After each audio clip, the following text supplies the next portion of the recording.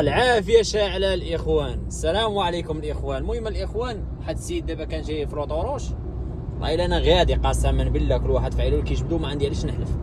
جاي انا شي 87 كيبان لي الكاميو دخيخن، هي المهم ديال اللورما. يلا كيبدا كيدخن شي واحد اللبان، والله الا جاي الدراري جاي عافط، راه ماشي بامكان الدراري باش غنقص على ديك النقوصيه.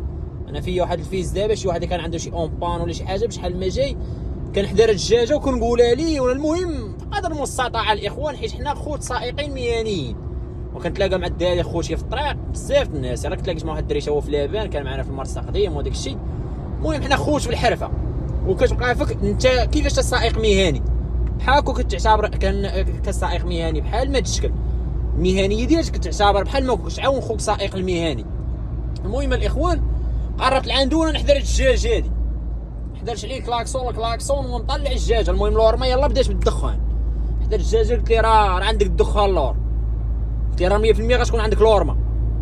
والله الا وقفت الدراري قسما بالله العظيم، قلت لي بحال ما ملي قلت لي هو يدير الصينيه للتصد هو يبان لي يوقف.